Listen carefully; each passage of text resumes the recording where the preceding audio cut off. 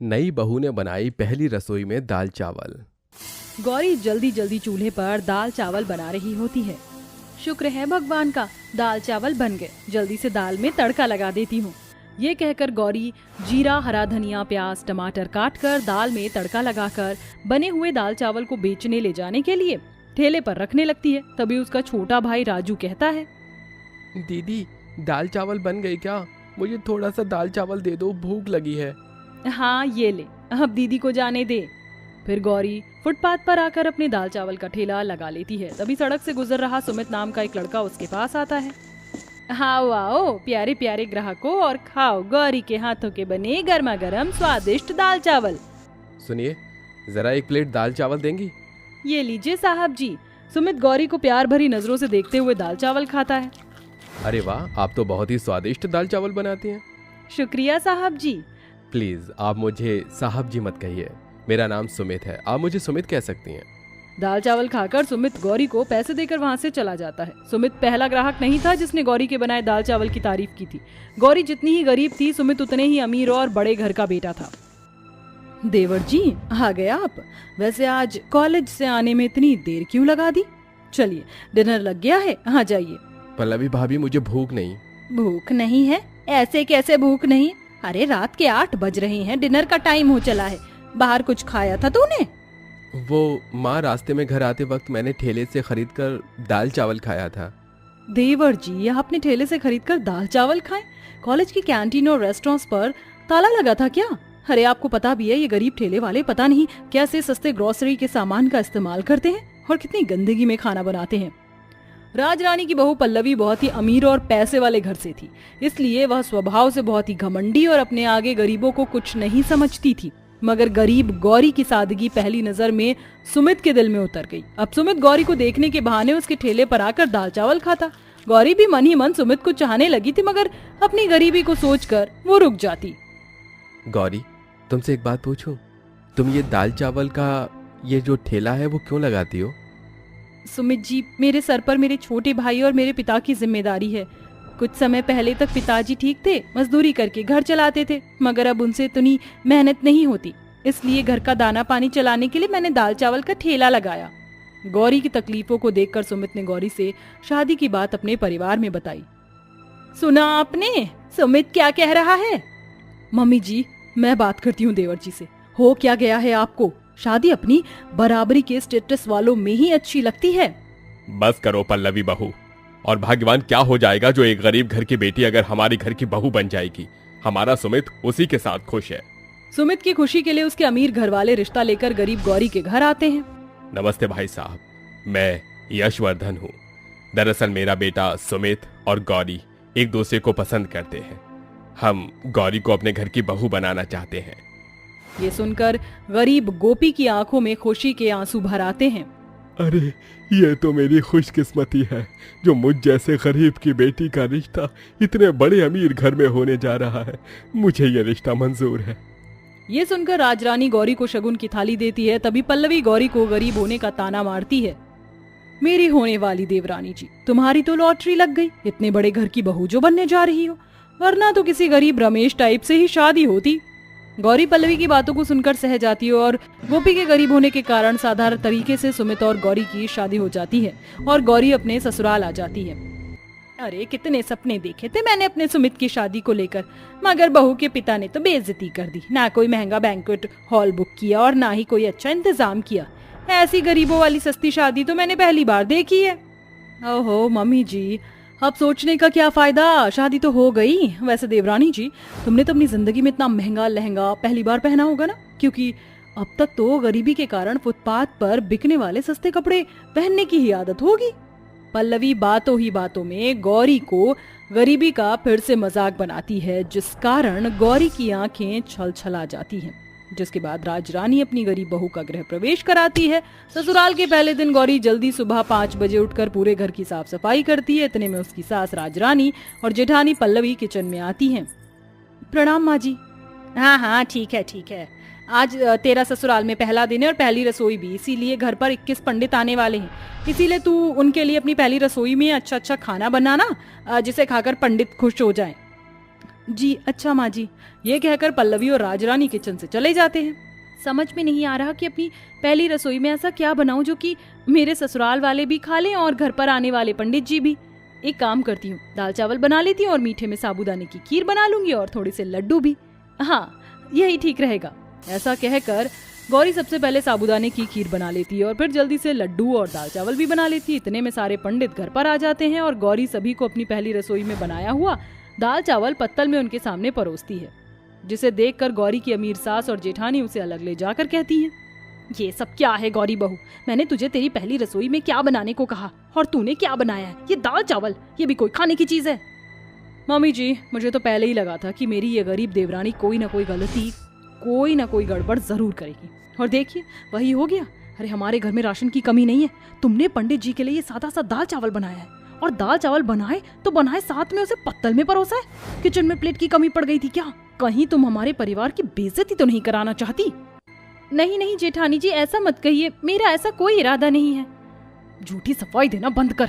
अरे मेरी गलती जो मैंने अपने बेटे की खुशी के लिए तो जैसी गरीब से उसकी शादी करा दी। तुम गरीब लोग हम अमीरों के बीच में उठने बैठने के लायक ही नहीं हो। जा और जल्दी से जाकर अपनी गरीब वाला दाल चावल का पत्तल उठा कर ला। पल्लवी बहू, तू मेरे साथ किचन में चल। जी मम्मी जी। पल्लवी और राजरानी दोनों साथ मिलकर किचन में आकर छोले, पूरी, रायता, दाल मखनी, कढ़ाई पनीर और मीठे में बाहर से शाही टुकड़ा जैसे महंगे मिठाई मंगाती हैं और फिर पल्लवी और राजरानी सभी पंडितों को अपना बनाया खाना चांदी के प्लेट्स में परोसती हैं। ये लीजिए पंडित जी, अब खाना शुरू कीजिए। माफ कीजिएगा, मेरी नई बहू जरा गरीब घर से आई है, इसीलिए उसको हमारे घर के तौर तरीके पता नहीं है, इसीलिए उसने गलती से पहली रसोई में गरीब वाले दाल चावल बना दिए थे। राजरानी जी, हम साधारण सी जिंदगी जीना पसंद करते हैं और सादा खाना पसंद करते हैं। हमारे लिए इस चांदी के बर्तन में ये अमीर वाला खाना मोल नहीं रखता। आपकी बहू सर्वगुण संपन्न है, इसीलिए उसे पता है कि पंडित सादा भोजन ही खाते हैं, इसलिए तो उसने हमारे लिए दाल चावल और साबूदाने की खीर बनाई थी। हमारे लिए वही खाना ले आइए। पंडित की बात सुनकर गरीब बहू बिना वक्त गवाए उन सभी को अपने बनाए दाल चावल और साबूदाने की खीर परोसती है, जिसे सभी पंडित खुशी से खाना शुरू करते हैं। गरीब बहू के बनाए सादे दाल चावल उन्हें इतने ज्यादा पसंद आते हैं कि वो दोबारा से दाल चावल मांग कर खाते हैं और जाते जाते उसे आशीर्वाद देते हैं। राजरानी जी, आपकी गरीब बहू एक बहुत ही अच्छी गृहिणी है। जब तक इसके कदम इस घर में है, आपके घर में कभी कोई कमी घाटी नहीं आएगी।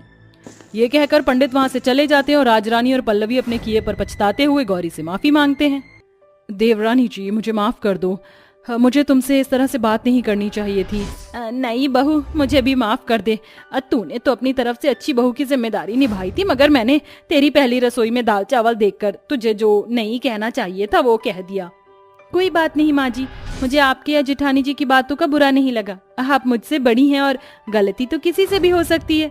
उस दिन के बाद से पल्लवी पैसों का घमंड करना छोड़ देती है। वहीं राजरानी भी गरीब घर से आई गौरी को अपनी अमीर बहू पल्लवी के जैसे प्यार करने लगती है। अपने पति राज और सास शीतल के साथ रहती थी। संध्या देखने में काफी काली होती है। संध्या के काले रंग की वजह से ना ही तो संध्या की सास उसे पसंद करती थी और ना ही उसका पति राज। काले रंग की वजह से शीतल और राज हमेशा संध्या को ताने दिया करते थे। शीतल और राज की शादी को आज पूरे 2 साल हो जाते हैं, लेकिन शीतल अभी तक मां नहीं बन पाती है। शीतल बहन, कहाँ हो तुम? अरे शांति बहन, क्या हो गया? आज इतनी खुश कैसे हो? खुशी की ही तो बात है शीतल बहन, आज मैं दादी बन गई हूँ। मेरी बहू ने बड़े ही प्यारे पोते को जन्म दिया है। ये लो, मैं तुम्हारे लिए और तुम्हारे परिवार के लिए मिठाई लाई हूँ, जल्दी से मुंह मीठा करो। ये तो बड़ी ही खुशी की बात है शांति बहन, मुबारक हो, तुम दादी बन गई। मैं तो दादी बन गई, लेकिन तुम कब दादी बनोगी? राज और संध्या की शादी को पूरे 2 साल हो चुके हैं, बहू ने अभी तक कोई खुशखबरी नहीं सुनाई है। कहीं तुम्हारी बहू में कोई कमी तो नहीं है? मैं एक डॉक्टर का नंबर दे रही हूँ, बहुत ही अच्छी डॉक्टर है। तुम एक बार अपनी बहू को उस डॉक्टर के पास दिखा दो, अगर कोई परेशानी होगी तो वो बता देगी। शांति शीतल को एक बहुत ही अच्छी गायनेकोलॉजिस्ट का नंबर देती है। शांति की बात सुनकर शीतल को भी ऐसा लगता है कि कहीं संध्या में कोई कमी तो नहीं है, जिस वजह से वो मां नहीं बन पा रही है। इसलिए अगले ही दिन शीतल संध्या को लेकर गायनेकोलॉजिस्ट के पास जाती है और उसका चेकअप कराती है। डॉक्टर, मेरी बहू की रिपोर्ट तो ठीक है ना? कोई प्रॉब्लम तो नहीं है ना? देखिए, मैंने आपकी बहू को 2 बार चेकअप किया है और 2 बार में सेम ही रिपोर्ट आई है। लगता है बचपन में खेलकूद में इन्हें इंटरनल इंजरी हो गई थी, जिस वजह से ये बेबी कंसीव नहीं कर पा रही हैं। इसलिए आपकी बहू कभी भी बेबी कंसीव नहीं कर सकती है। डॉक्टर की बात सुनते ही शीतल और संध्या हैरान हो जाती है, जिसके बाद शीतल संध्या को वहां छोड़कर गुस्से में घर आती है। क्या हुआ माँ जी, आप मुझे ऐसे वहाँ अकेले छोड़कर क्यों आ गई? तुझे अकेला ना छोड़कर आती तो क्या साथ लेकर आती? एक तो रंग रूप इतना काला, सोचा था रंग रूप काला है तो कम से कम मेरे घर को वारिस देगी, लेकिन तू तो वो भी देने के लायक नहीं है। तू तो एक बांझ निकली। अब मैं अपने वंश को आगे कैसे बढ़ाऊंगी? मेरी तो मत ही मारी गई थी कि मैं तुझ जैसी को अपने घर की बहू बनाकर ले आई। क्या हुआ माँ, आप चिल्ला क्यों रही हैं? अब क्या कर दिया इसने? राज बेटा, तू कभी भी बाप नहीं बन सकता है। मैं संध्या को लेकर हॉस्पिटल गई थी, वहां जाकर पता चला कि ये कभी भी माँ नहीं बन सकती है। अब हम लोग क्या करेंगे? कैसे अपने वंश को आगे बढ़ाएंगे? क्या संध्या कभी माँ नहीं बन सकती? माँ, मैं तो पहले ही इस काली लड़की से शादी नहीं करना चाहता था, लेकिन आपके कहने पर ही मैंने इसे शादी के लिए हाँ की थी। एक तो इतनी काली, ऊपर से बांझ। अब क्या होगा माँ? राज, तू फिक्र मत कर, मैं अपने वंश को जरूर आगे बढ़ाऊंगी। मैं तेरी दूसरी शादी कराऊंगी, वो भी बहुत सुंदर लड़की से। माँ जी, आप ये क्या कह रही है? आप राज की दूसरी शादी कैसे करा सकती है? राज की पत्नी तो मैं हूँ। अगर मैं माँ नहीं बन सकती तो इसमें मेरी क्या गलती है? हम अपने वंश को आगे बढ़ाने के लिए कोई बच्चा गोद ले लेते हैं। मैं किसी के भी खून को अपने खानदान का वंश नहीं बना सकती, समझी? और रही शादी की बात, तो वो तो होकर ही रहेगी। जिसके बाद शीतल राज के लिए एक से एक रिश्ते देखना शुरू कर देती है। शीतल को राज के लिए एक मोना नाम की लड़की पसंद आती है। मोना देखने में बहुत ही सुंदर होती है, जिस वजह से राज मोना से शादी करने के लिए हाँ कर देता है। और देखते ही देखते कुछ ही दिनों में संध्या के सामने उसके पति राज की दूसरी शादी हो जाती है। हाय, नजर ना लगे मेरी बहू को। ऐसा लग रहा है कि कोई परी जमीन पर उतर आई हो। कितनी सुंदर है मेरी बहू। अपनी सौतन को देखकर संध्या की आंखों में आंसू आ जाते हैं, लेकिन वो मजबूर होती है, जिस वजह से वो कुछ भी नहीं कहती। जिसके बाद शीतल मोना और राज को एक कमरे में भेज देती है। मोना को अपनी खूबसूरती और गोरे रंग पर काफी घमंड होता है, जिस वजह से वो संध्या के साथ बिल्कुल भी अच्छा बर्ताव नहीं करती है और अपने गोरे रंग पर घमंड करती रहती है। माँ जी, मेरे सर में बहुत दर्द हो रहा है। मेरी प्यारी बहू के सर में दर्द हो रहा है। बहू, तू थोड़ी देर रुक, मैं अभी तेरे लिए गर्मा गर्म अदरक की चाय बनवाती हूँ। संध्या बहू, ओ संध्या बहू, कहाँ मर गई? जी माँ जी, बोलिए, क्या हुआ? मेरी बहू के सर में बहुत दर्द हो रहा है, उसके लिए गर्मा गर्म अदरक वाली चाय लेकर आ। संध्या किचन में जाती है और चाय बनाकर लाती है। मोना चाय को गर्म ही पी लेती है, जिसकी वजह से उसका मुंह जल जाता है। इतनी गर्म चाय, मेरा तो मुंह ही जल गया। तुमने जानबूझकर मुझे ये गर्म चाय दी ना, कि इसे पीते ही मेरा मुंह जल जाए? नहीं, ऐसा नहीं है। मैंने तुम्हें जानबूझकर गर्म चाय नहीं दी है। चाय तो गर्म ही होती है, तुम्हें इसे आराम से पीना चाहिए था। इसमें मेरी कोई गलती नहीं है। तो तुम कहना क्या चाहती हो? गलती मेरी है? शक्ल तो अच्छी है नहीं, माँ बन नहीं सकती हो और मुझसे जुबान लड़ा रही हो। तुम्हारी इतनी हिम्मत।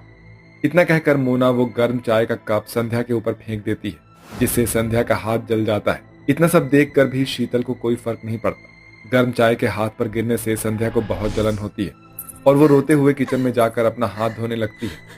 हे भगवान, मुझे उठा ले, मुझे इस दुनिया में नहीं रहना। मैं अगर काली हूँ और माँ नहीं बन सकती तो इसमें मेरी क्या गलती है? मोना हमेशा ही संध्या को परेशान किया करती थी, लेकिन कोई भी मोना को नहीं रोकता था। ऐसे ही समय बीतता रहता है और शादी के कुछ ही महीनों में मोना प्रेग्नेंट हो जाती है। मोना की प्रेग्नेंट होने की खबर सुनकर सारा परिवार बहुत खुश होता है, यहाँ तक कि संध्या को भी बहुत खुशी होती है। समय बीतने के साथ साथ मोना की गोद भराई की रस्म का समय आ जाता है। मोना बहू, ये देख, मैं तेरे लिए कितना प्यारा लहंगा लेकर आई हूँ, तेरी मुंह दिखाई की रस्म के लिए। अपनी मुंह दिखाई की रस्म में तू यही लहंगा पहनना। माँ जी, लहंगा तो सच में बहुत ही प्यारा है, लेकिन मुझे मेरी मुंह दिखाई पर मेहंदी कौन लगाएगा? आपने मेहंदी आर्टिस्ट को बुलाया है ना? नहीं बहू, जब घर में ही मेहंदी आर्टिस्ट हो तो बाहर से बुलाने की क्या जरूरत है? संध्या को बहुत अच्छी मेहंदी लगानी आती है, वो लगा देगी तेरी मेहंदी। शीतल के कहने पर संध्या मोना के हाथों और पैरों में मेहंदी लगाती है। संध्या, तुम एक काम करो, तुम मेरे पेट में भी मेहंदी लगा दो। लेकिन पेट पर मेहंदी कौन लगाता है? जितना बोला है उतना करो। मोना के कहने पर संध्या उसके पेट पर मेहंदी लगा देती है। कुछ ही दिनों में मोना की डिलीवरी का टाइम आ जाता है और मोना को लेबर पेन शुरू हो जाता है, लेकिन उस समय घर में कोई नहीं होता। मोना के चिल्लाने की आवाज सुनकर संध्या उसे हॉस्पिटल लेकर जाती है, जहां डॉक्टर उसकी डिलीवरी करते हैं और वो बड़े ही प्यारे से बेटे को जन्म देती है। जब ये सारी बात मोना और उसके ससुराल वालों को पता चलती है तो सबको अपनी हरकतों पर बहुत ही शर्मिंदगी महसूस होती है। संध्या बहू, अगर आज तू ना होती तो मैं अपना पोता हमेशा हमेशा के लिए खो देती। आज तेरी वजह से मेरे खानदान का वंश बच पाया है। मुझे माफ कर दे। अगर मुझे हॉस्पिटल आने में थोड़ी और देरी हो जाती तो मैं अपना बच्चा खो देती, लेकिन तुम्हारी वजह से मेरा बच्चा जिंदा है। मैंने जो भी तुम्हारे साथ आज तक किया, मुझे माफ कर देना संध्या। मुझे माफ कर दो संध्या, तुम्हारे होते हुए भी मैंने दूसरी लड़की से शादी की। मैंने हमेशा तुम्हारे काले रंग की वजह से तुम्हारे साथ बुरा बर्ताव किया, लेकिन अब मुझे मेरी गलती का एहसास हो गया। सबको अपनी अपनी गलती का एहसास होता देखकर संध्या पूरे परिवार को माफ कर देती है, जिसके बाद अब वो सभी लोग अच्छे से साथ में रहते हैं और संध्या और मोना दोनों ही बच्चे का बहुत अच्छे से ख्याल रखते हैं।